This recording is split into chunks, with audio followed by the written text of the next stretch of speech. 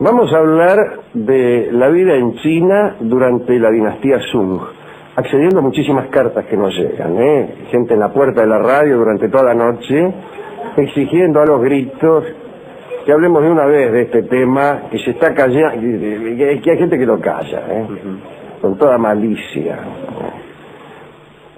a saber cómo era la vida en China durante la dinastía Sung. ¿Por qué se calla este asunto? Hay intereses.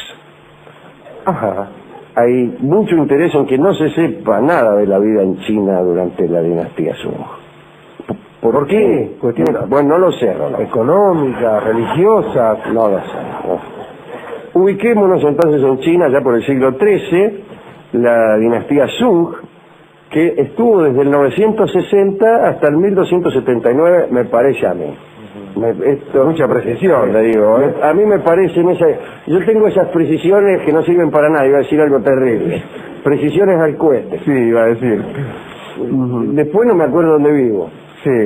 Pero había los Sung del norte y los Sung del sur. Bueno, no importa, vamos a relatar algunas costumbres del imperio del sur. La capital de aquel imperio era Hanzhou. Mi acento chino es más bien del norte que del sur. Hanzhou, o Hanzhou también. No todos los habitantes de aquel lugar tenían la suerte de poseer una vivienda, tal como ocurre ahora.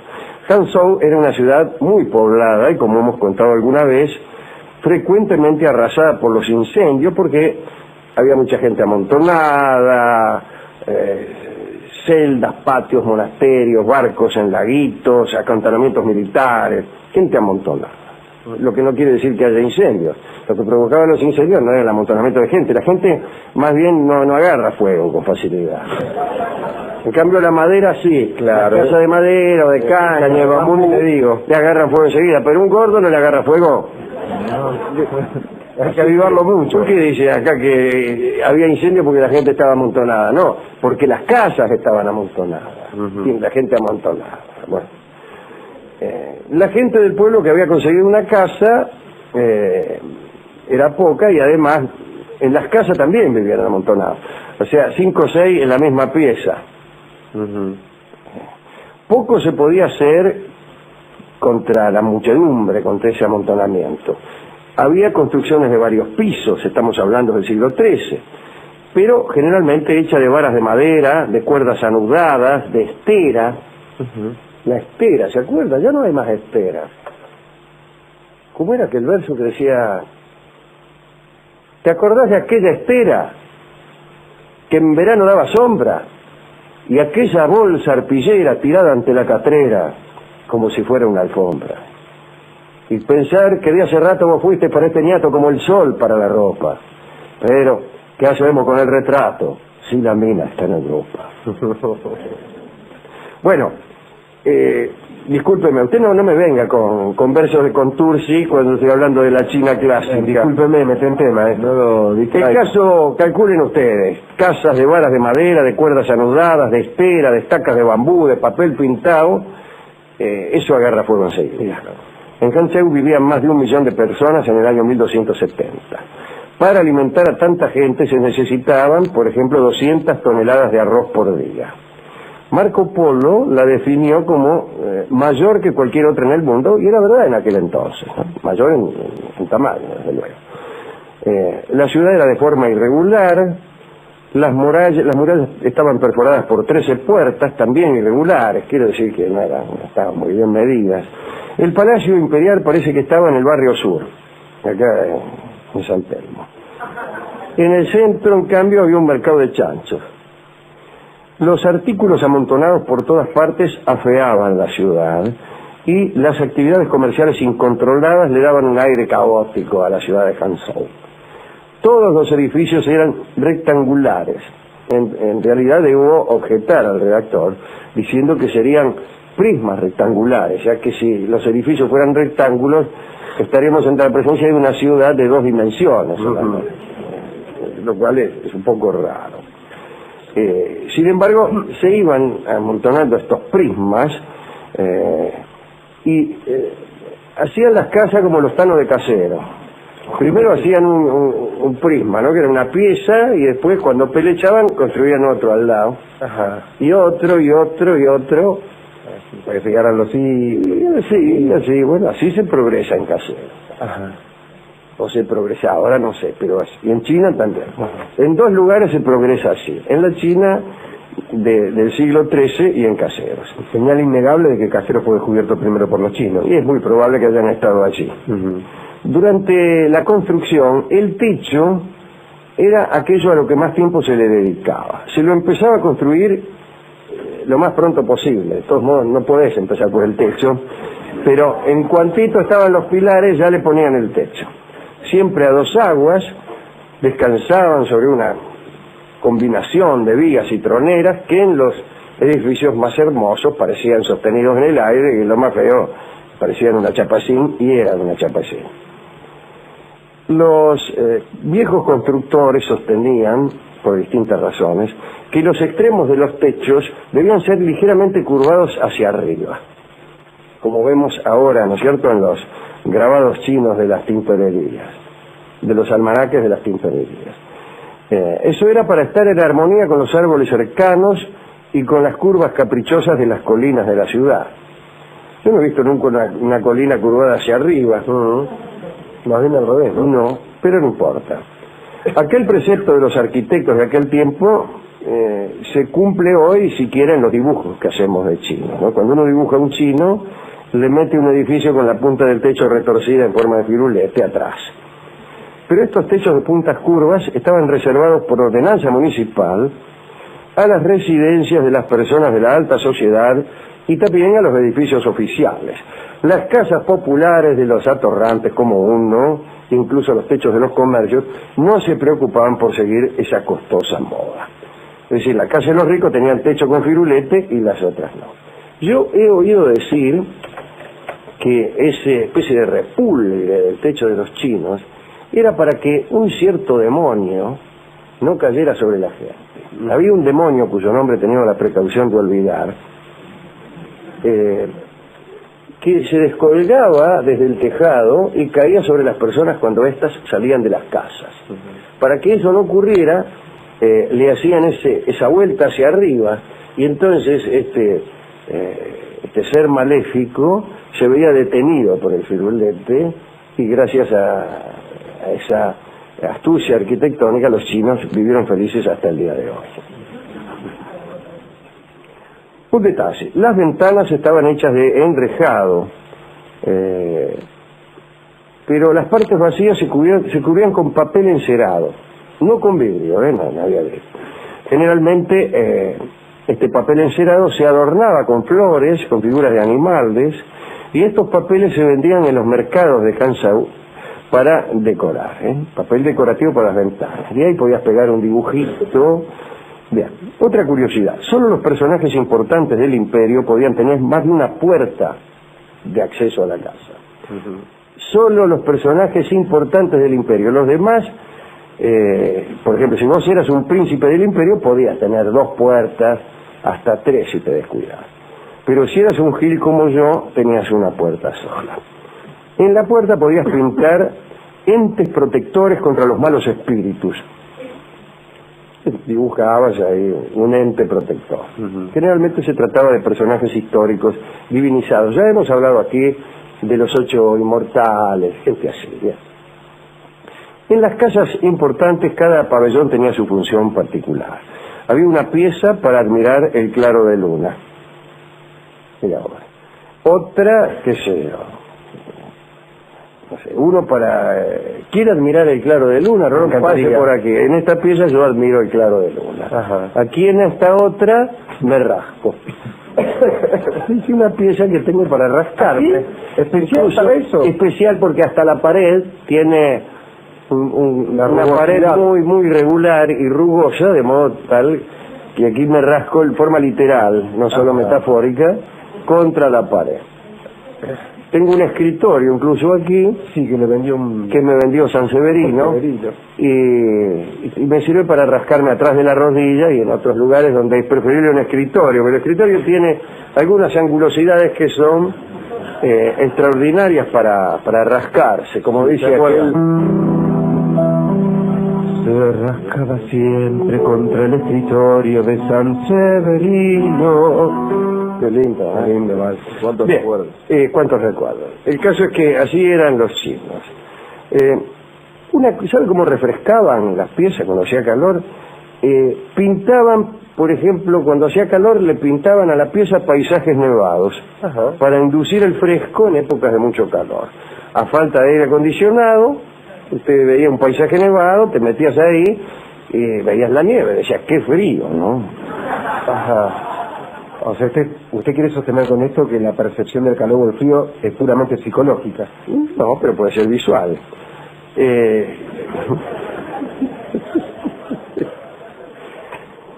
En cambio, en el invierno tenían pabellones con otros dibujos de naturaleza ígnea, probablemente, Claro. no sé, fotos de dragones echando fuego por la boca, Fueguito. inducían el calor, chorizos ardiendo, ahí, parrillas.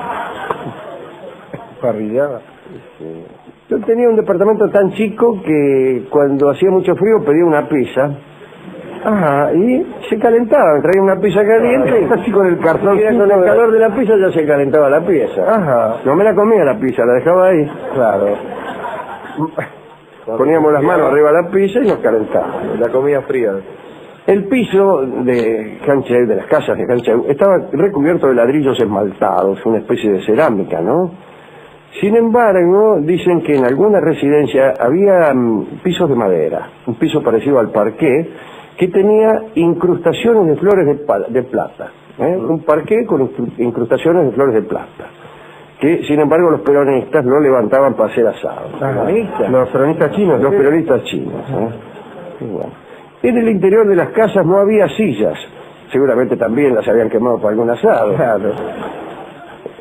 Mirá vos, toda la guita que tenía, mucho pabellón para mirar la luna, qué sé yo, pero la tenés que mirar de parado la luna. Es que no hay sillas.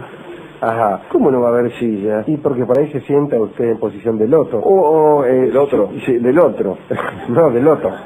¿Y cómo es la posición del loto? Explíquela. Lo que se llama Padmasana en yoga. Claro. O sea, usted es mejor que yo para hacer estas descripciones corporales. A ver, mire, yo se la hago y usted la describe. Las patas cruzadas, las manos Ahí así. está, ahí está, mire, yo me pongo en la posición y usted me describe. Ahí está. Ahí Bueno, está. a ver, dice Esa el Padrón en Padmasana. este momento se ha sentado. Súbase el pantalón, ¿no? Porque muy apretadito. se le ve... Sí. Padmasana, colita de rana. No.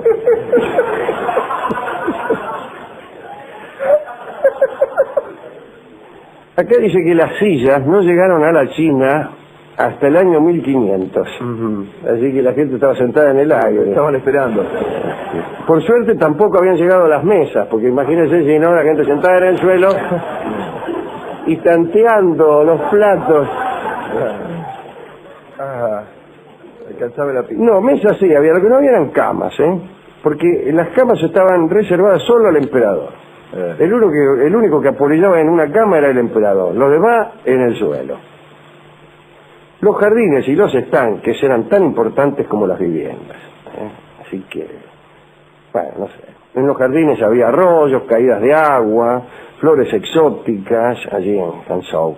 Los floristas cultivaban 60 especies de crisantemos, gente que tenía mucho tiempo. Hablemos de la higiene. En general, todas las letras. y en particular, con todas las letras, I, J, I, E, N, E. Los historiadores aseguran que los habitantes de Hanzhou se lavaban más que las personas de otras regiones. Era gente de mucho lavarse. Bueno, en otras ciudades se lavaban menos. En Sichuan se lavaban 2 veces en la vida. Se lavaban luego del nacimiento, ni bien nacían, y en el momento de la muerte. Estas eran las lavaciones obligatorias.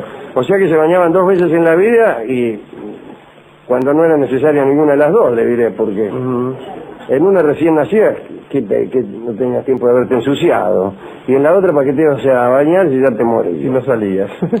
Hanzhou era una ciudad limpia, estaba edificada sobre una red de canales unidos al lago occidental, de allí sacaban el agua para tomar y para regar, ¿no?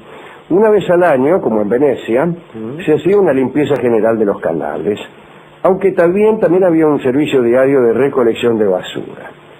Mientras que los ricos tenían pozos negros, que eran vaciados periódicamente, el resto de los ciudadanos usaban baldes para guardar sus bajas pertenencias, y estos baldes eran recogidos todas las mañanas por los recolectores de basura. Ajá.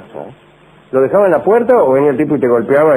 No, supongo que usted lo dejaría en la puerta y pasaría el tipo con un pregón. Sí. Resaca y tierra negra para planta, señora quiere comprar, que es un pregón cualquiera. Qué curioso, ¿no? Algunos tenían por costumbre sacarse los piojos junto al río. No sé por qué junto al río, pero a la tarde, a la hora que se ve mejor, ¿no? Y un piojo en la oscuridad es muy difícil sacárselo. Marco Polo cuenta haber visto una chica muy elegante, ricamente adornada, matándose las pulgas.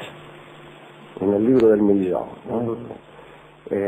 Parece que con las ropas desplegadas se metía en la boca las pulgas que se iba sacando, y Marco Polo dice, lo hacía tan rápidamente que no paraba de llevarse la mano a la boca. Bueno, le llamó la atención eso a Marco Polo. El baño y el lavado del marote constituían un momento importante. En ese momento mucha gente atendía las visitas mientras se lavaba la cabeza, pegaba una enjuagada. Eso en Hangzhou, en Sichuan no, porque imagínense, ya hemos dicho que se bañaban 2 veces en la vida, así que no. ¿Cuál era la frecuencia de los baños en Hangzhou? No lo sé, pero no lo sé, ¿qué quiere que le haga? No. Pero se bañaban siempre, mire, incluso hasta en las fiestas de casamiento había una especie de baño común y sin ropas entre los muchachos y las chicas en las aguas de algún río. Así que si te invitaban a un casorio, te pegabas una enjuagada ahí en medio de la fiesta. Sin embargo, los chinos de educación elevada no se bañaban en presencia de algún familiar de otra generación. También respetaban las canas. Este pudor, que llegó a su punto más alto entre los funcionarios, no excluía una profunda afición a los refinamientos eróticos y a los juegos amorosos durante el baño. Con razón se bañaban tan seguido. Acá dice que los camboyanos tenían la costumbre de bañarse desnudos en los estanques, y los mercaderes chinos que venían de Hangzhou viajaban solo a mirar, a relojear camboyanos. Les gustaba mirar. Una excursión a mirar camboyanos. Había baños públicos y ahí, bueno, podías hacerte masajear, beber té o encontrarte con alguna amiga. Algunos funcionarios eran famosos por la manía de bañarse, o a la inversa eran famosos por chancho, por sucio, ¿no? Wang Anqi, el famoso reformador del siglo XI, era sucio. Bueno. Parece que 2 asistentes lo obligaban a bañarse mediante amenazas una vez por mes. Bueno. Para limpiarse los dientes se contentaban con pasarse un trapo. Pasaban un trapo por el comedor y listo. Los cosméticos y los perfumes solo lo usaban las muchachas. Acostumbraban las mujeres chinas a depilarse las cejas y luego se las dibujaban con un lápiz. Me dirá usted, ¿para qué se va a depilar las cejas y después se las va a dibujar? Eso es un gusto por lo artificial que tiene una. Sí, a mí me gusta. Primero me depilo la ceja y después me la dibujo. Sí, raro, era mejor dejársela y listo. Sí, pero es más linda, las cosas a veces son más lindas dibujadas, ¿no es cierto? Pintada y no de pelos. Claro, tiene razón el señor. No le gustan los pelos. Claro. Bueno, esta ha sido una visita guiada a aquella enorme ciudad de Hangzhou, donde vivían 1 millón de chinos allá en 1270. Mucho borracho había en esa ciudad, había algo parecido a la policía, y sus principales enemigos eran los borrachos. Parece que la gente por ahí bebía mucho y salía a jorobar, a falta de otra diversión, salía por ahí. Y se caían mucho en los canales. Imagínense, una ciudad con muchos canales y muchos borrachos.